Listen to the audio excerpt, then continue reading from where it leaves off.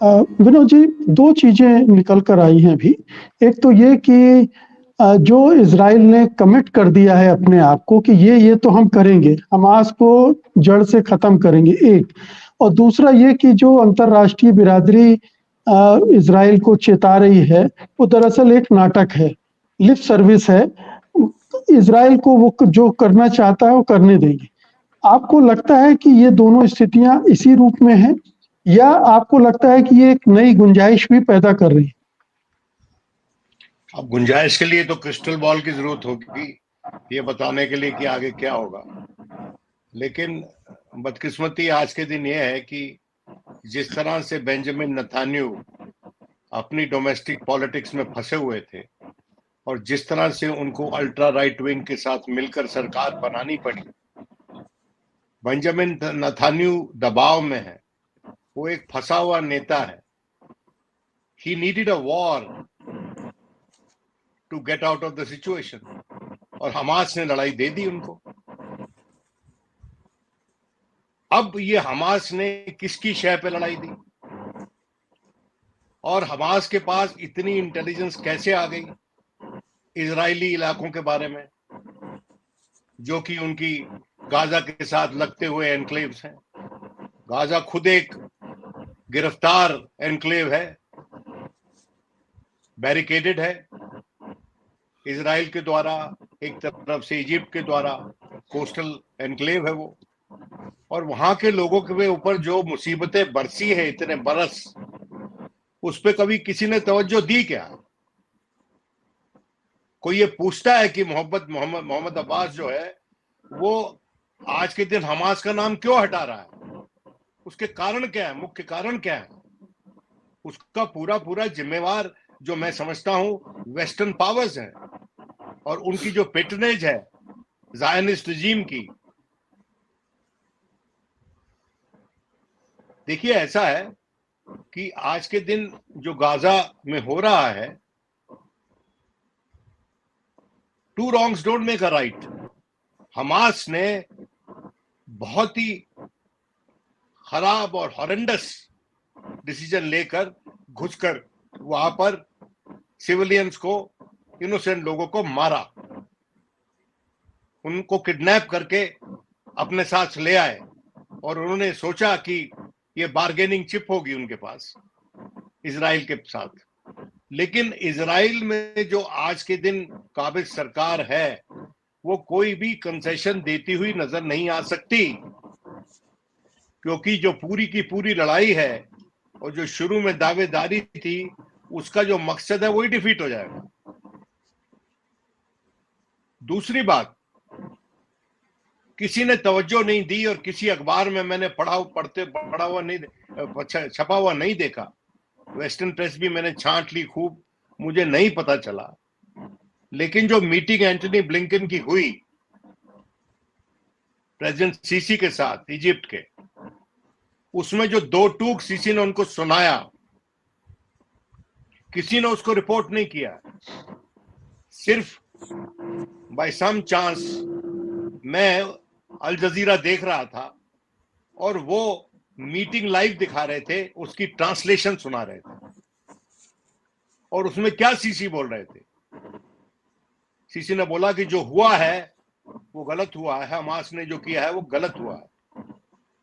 लेकिन पिछले बरसों में जो ये रस्साकशी चल रही है पैलेस्टीनियंस और इजरायलीज के बीच में, उसमें 12,000 से ज्यादा लोग हलाक हो चुके हैं। और उसके कॉन्ट्रास्टिंग फिगर्स उन्होंने इजरायली साइड से भी दिए, और कहा कि उनके करीबन 4-5 हजार लोग हलाक हुए हैं, और उसमें वो इंक्लूडेड हैं जो कि अभी जो हमास की रेड्स थी उनके दायरे में, उनके बॉर्डर्स में, उनकी टेरिटरी पर, उसमें जो मरे हैं। और उन्होंने ये भी कहा कि 1 लाख से ज्यादा पैलेस्टीनियन इंजर हुआ, क्रिपल हुआ, 1 लाख से ज्यादा, 1 लाख कुछ हजार बताए उन्होंने, मुझे एग्जैक्ट फिगर अभी याद नहीं। देखिए, बात यह है कि बाइडेन साहब ने 2 तैयारे लाके वहां खड़े कर दिए, बाइडेन साहब आज के दिन किस तरह से मदद इजराइल की कर सकते हैं जब उनकी अपनी कांग्रेस में कोई स्पीकर नहीं है? वो किस तरह से उनकी मदद कर सकते हैं? बहुत से वहां पर इलाके हैं जहां पर फुल टाइम एम्बेसडर नहीं है अमेरिका के। ये एक बड़ी विकट स्थिति है भाई। और इसमें यूएई ने, जिसने शुरू में इजराइल के पक्ष में बात की, उसमें बाद में ह्यूमैनिटेरियन एड अनाउंस की पैलेस्टीनियंस के लिए। यूरोपियन यूनियन ने, जिसमें शुरू में बहुत ही कठोर पोजीशन ली, उन्होंने बाद में कहा कि ह्यूमैनिटेरियन एड देनी पड़ेगी। तमाम दुनिया में लिबरल सर्कल्स में क्या चर्चा हो रही कि क्या कलेक्टिव पनिशमेंट जस्टिफाइड है इंटरनेशनल लॉ में? क्या इजराइल इंटरनेशनल लॉ का अनुपालन कर रहा है? क्या नेतन्याहू जो है वो दुनिया भर के रूल्स और रेगुलेशंस को धज्जियां उड़ाकर वो अपनी इस लड़ाई को पूरा करेगा? उसने कहा एक दिन में 1 मिलियन से ऊपर लोग नॉर्थ से साउथ चले जाए।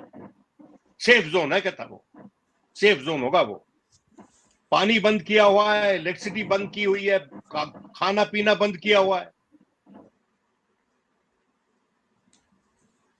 कई सैकड़ों की तादाद में वहां पर बच्चे मरे हैं।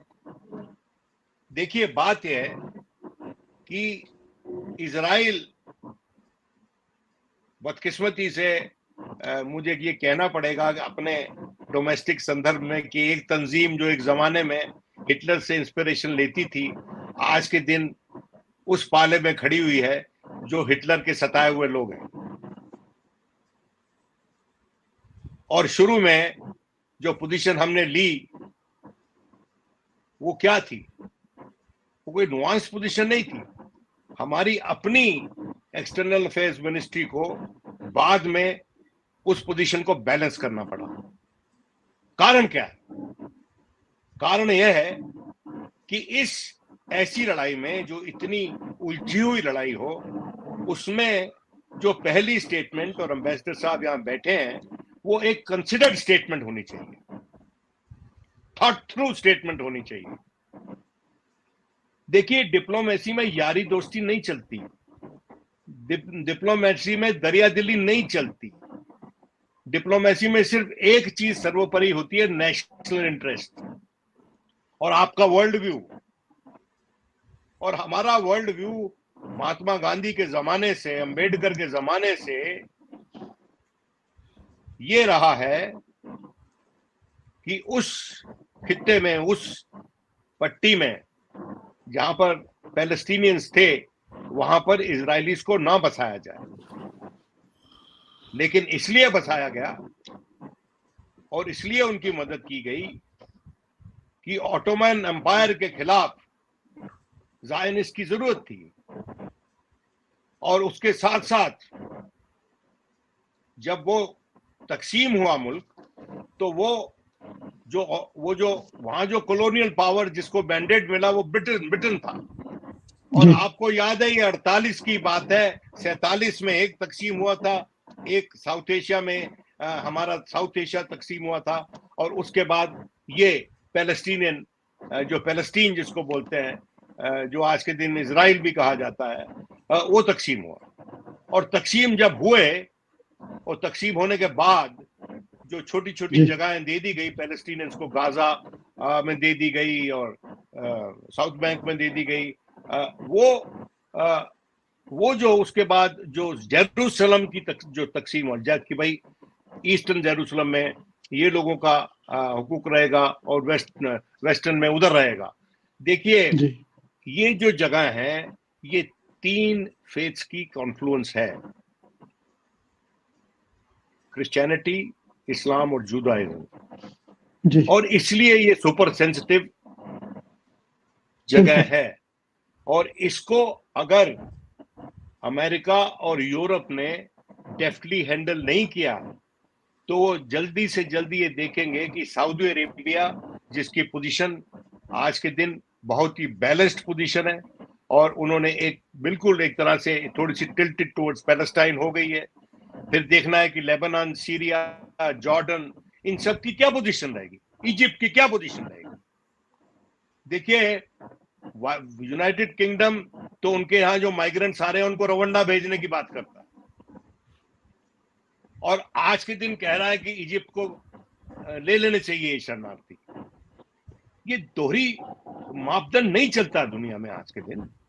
We are living in a hugely globalised world जहां सबको पता है कि कौन क्या कह रहा है और क्या कर रहा है। तो इसलिए मैं ये समझता हूं ये मामला बहुत उलझा हुआ है और एक ही तरीके से इसको सुलझाया जा सकता है, वो ये है कि जब इराक को बॉम्ब कर रहा था George Bush junior, which was almost like trying to exterminate an entire civilization, और जब वियतनाम से लड़ाई हो रही थी तो जिस तरह से सिविल सोसाइटी सड़कों पे निकल आई थी ईरान के दौरान, तो इराक के दौरान तो न्यूयॉर्क टाइम्स ने लिखा था there is no one single super power today, it is America and the civil society.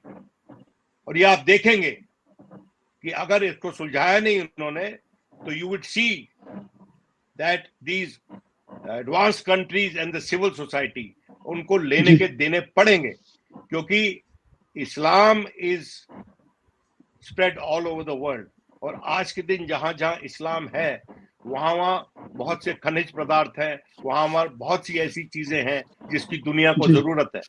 और मेरा ये मानना है कि इसको जल्दी से जल्दी restore the power the United Nations should originally exercise और इसको एकदम सिक्योरिटी काउंसिल में एक रेजोल्यूशन होना चाहिए जिसमें कि एक बैलेंस पोजीशन ली जाए, उसमें छीटाकशी ना हो और उसमें अमेरिका एक सकारात्मक भूमिका निभाए और बाकी जो P5 के लोग हैं वो भी निभाए।